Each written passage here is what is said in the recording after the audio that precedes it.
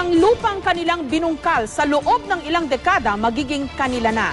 Kaya naman hindi magkamayaw sa tuwa ang mga magsasaka ng Hacienda Luisita sa naging desisyon ng Korte Suprema. Tiniyak naman ng DAR o ng Department of Agrarian Reform na susunod sila sa kautusan ng Supreme Court. Live mula sa Tarlac City, may report si Joseph Morong. Joseph?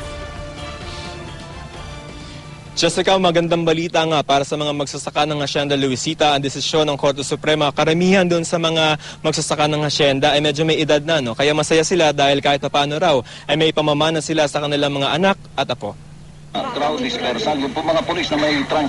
Sa radyo dumating ang balitang buong buhay na yata nilang inabangan. Pinagtibay ng Korte Suprema ang desisyon nito noong Nobyembre ng isang taon na ibinibigay ang lampas 4,000 hektarya ng lupa ng Hacienda Luisita sa mga magsasaka nito.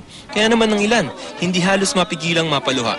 Nasa dapit hapon na ng kanilang buhay ang karamihan sa lampas 6,000 farmer beneficiaries ng Hacienda. Ang 74 anyos sa Lolita Solis hindi akalaing aabutin pa niya ang araw na ito. Mamatay na ako kako, hindi ko manata matitikman na ang tagumpay natin laban sa lupa. Maski yung kumari ko namatay na rin, sabi niya nung bukang usapan namin, yung kumari ko, ako manata kumari, mamamatay na rin ako. Sabi niya, hindi ko rin matikman. Kailan pa kaya natin matitikman niyang Juan?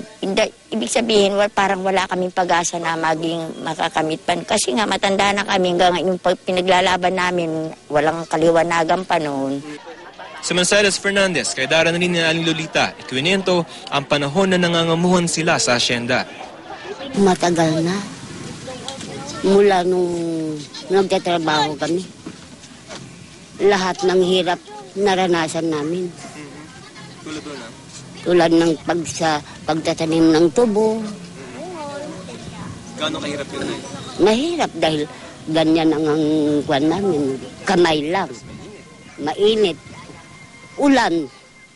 Kahit umuulan? Oo, kahit umuulan, nagtatrabaho kami.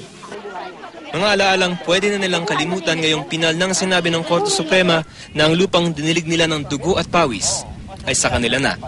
Si Aling Maria Versola, baka sa mukha ang ilang dekada niyang pagbibilad sa araw. Isa lamang ang ibig sabihin sa kanya ng desisyon ng Korte Suprema. Kahit paano raw, may maiiwan siya sa kanyang mga apo. Siyempre, sasakain para kung halimbawa mawawala man ako, may apo ako, may anak ako, para mayroon naman silang maiiwan sa kanilang... Bali, yun na yung pamamana mo? Yun na yung pamamana mo? Oo, yun na lang. Sa isang pahayag, sinabi ng Department of Agrarian Reform na handa silang ipatupad ang desisyon ng Korte Suprema. Pinabibilis na raw nila ang screening at validation ng farm worker beneficiaries o kanilang mga successor in interest. Pero sabi ng ilang magsasakang nakausap namin, hindi na raw mahihirapan ng DAR. Mga tao, yung mga beneficiary na kwan, pinosisyon na namin dyan. Kaya pagdating ng DAR, na magsusukat dyan, hindi na siya magkakaproblema dahil yung mga tao, may kanya-kanya ng posisyon. Hindi na namin ibebenta kasi may mga apo kami, may mga anak kami na magmamana. Yun na lang ang tanging pamana namin sa mga anak namin tsaka mga apo. Pasado alas 7 ng gabi, dumating ang mga kasamahang magsasaka na galing Baguio. Mainit silang sinalubong dito sa Barangay Balete. Walang pagsidlan ang kanilang tuwa. Jessica, nasa DAR na ang kamay, ang bola, no? At ang sabi ng DAR ay hihintayin nila yung entry of judgment ng Korte Suprema. At pagkatapos yan, ay sisimulan nila yung pagpuproseso.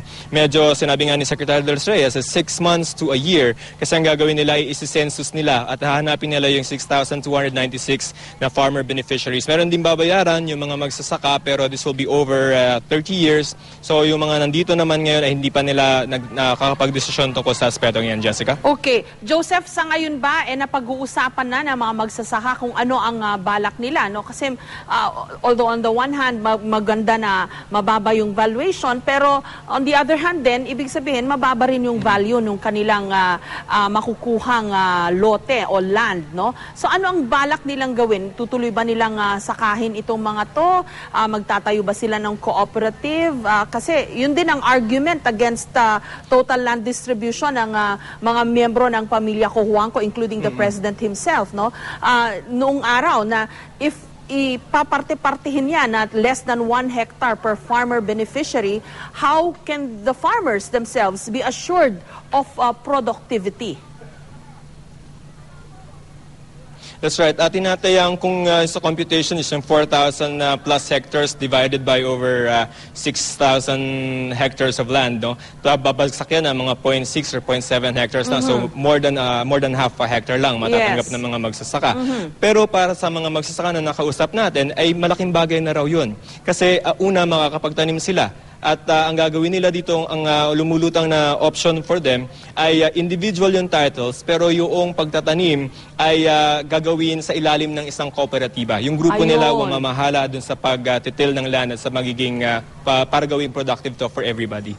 Okay, and meron na ba silang inputs o insights dun sa gagawing sistema ng pamamahagi ng lupa? Will they consult the DAR o tatanungin ba nila ang DAR kung ano ang susunding sistema?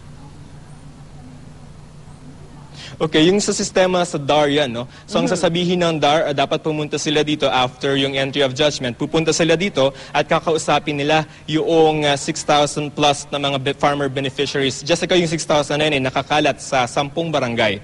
So ang sinasabi ng DAR ay magsisenso sila, hahanapin nila isa-isa ito. Pero ang sabi nga na nakausap natin sa field kanina ay hindi na mahihirapan yung DAR kasi nakaposisyon na yung mga miyembro nila doon sa mga lupang pwedeng, remember, nung November meron ng decision. So, nung November na yon ay naghanda na sila just in case yung decision ng Supreme Court becomes final and executory as it did today. So, nakahanda na sila. So, hindi na sila mahihirapan yung DAR na maghanap ng 6,200 plus na mga beneficiaries. Anyway, nasa isang master list naman yan na hawak din ng grupo. So, paghahanap, pagtitrace nung kung halimbawa namatay na yung original na farmer beneficiary, ay meron naman mga anak yan na pwedeng mag-succeed doon sa biyaya ng lupa. Jessica. Okay, I wonder, kasi may mga tanim na yung hacienda ngayon yung tubo, ano bang season na ngayon? Harvest season na ba? Yung mga tinamnan ng palay, harvest season na rin ba at about this time, Joseph?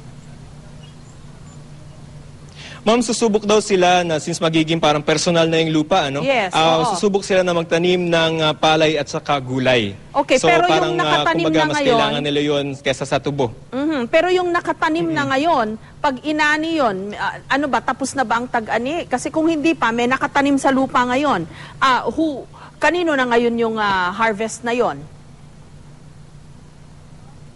Noong November nung pumunta tayo dito, parang dun pa lang yung, hindi ako familiar kung kailan yung anihan ng mga tubo, no?